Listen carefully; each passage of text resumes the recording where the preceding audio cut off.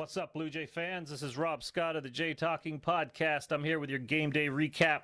Last night, the Blue Jays fell to the Yankees 6-0 shutout. The offense remains shitballs. I see room for improvement, obviously. They're still playing below their averages, even considering if some of them aged quicker than we thought they would. There's bound to be a bounce in this offense, but it's not happening yet. And I don't think the bounce is really going to be that big, to be honest. But anyway, they lost 6-0 to the Yankees. The offense was awful. Dickey was what he is. He's decent, and that's it. He's a slice of toast in the morning. It's an okay breakfast, but it's nothing special.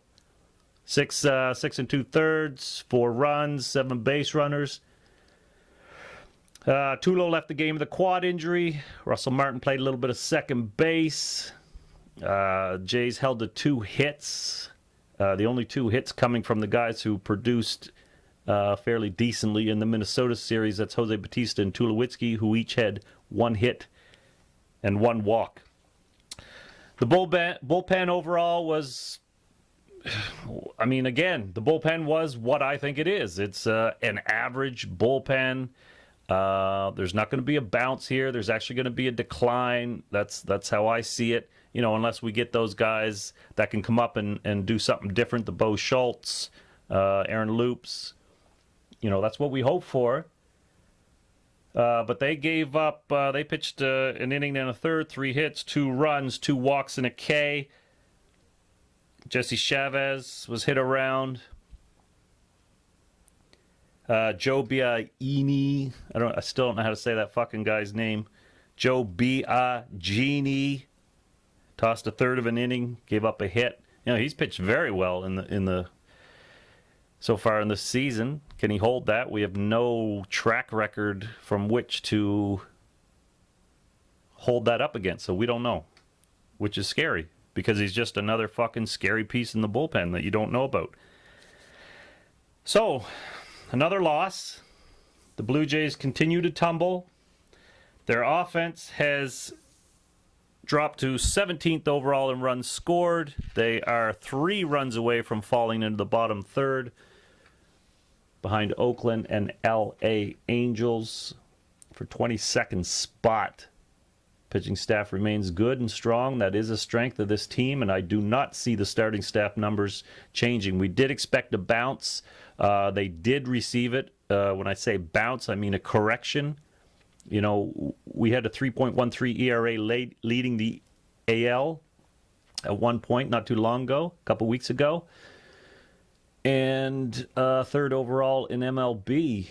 Now, I don't think any of us really expected it to be a number 1 pitching staff. I certainly didn't. And right now we're hovering around a 3.68, 3.7 ERA for the full team staff and the pitching staff overall. So that's good. I'll take that. We hold that down. They've done their job. They've done their job, and they're going to continue to do that, as I see throughout the season. The bullpen is a bit of a question mark, but, it's not going to blow up to be, a 6 ERA. I see it being around a 4.10, 4.15 ERA, with the current players that are in the pen. And I said coming into this season in an earlier podcast, the team bullpen ERA career-wise was 4.03, and that's about what they're approaching.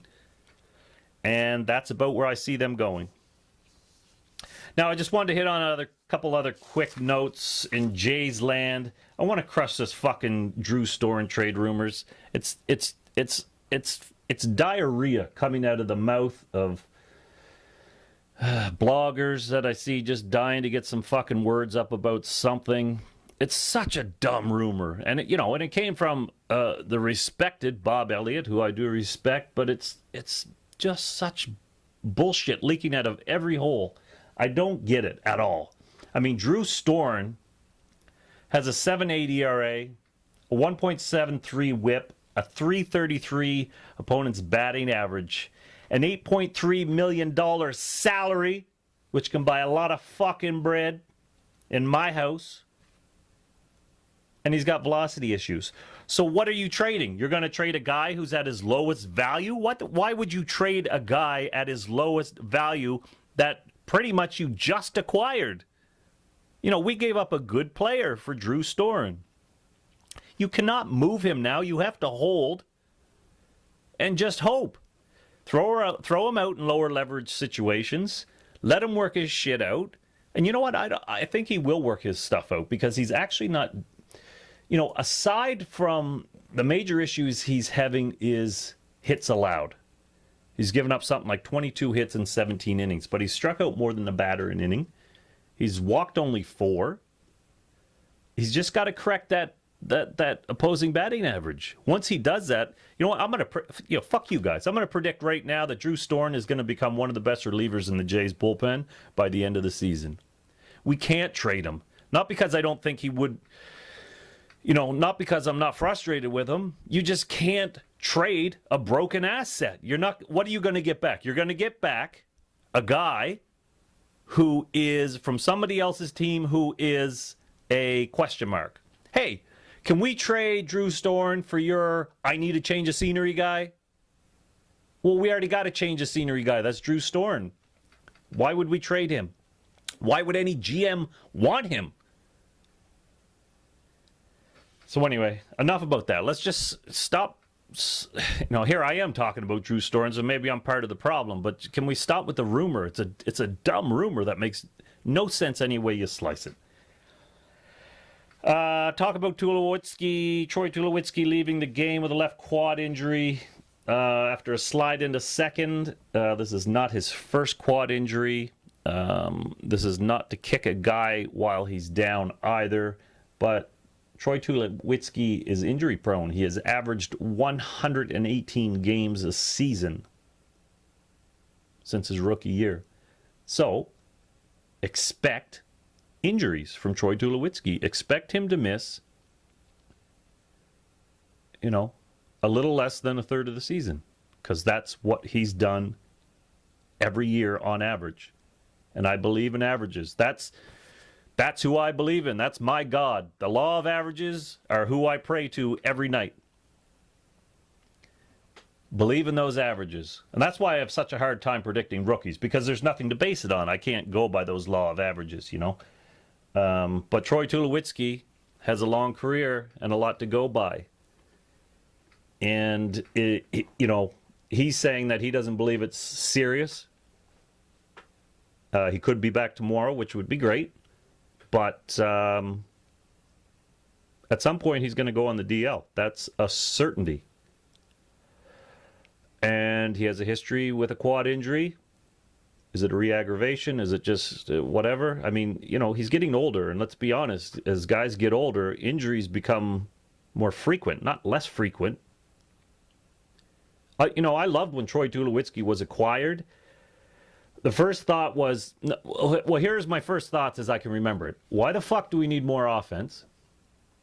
And Jesus Christ, this guy's injured a lot. But I loved what he brought to the team. And I didn't realize how terrific he was defensively.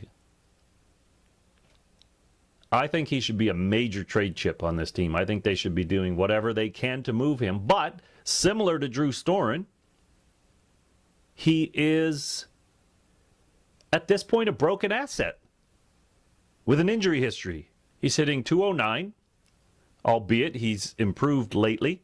Last 40 at-bats or so, he's hitting about .350, driving in some runs.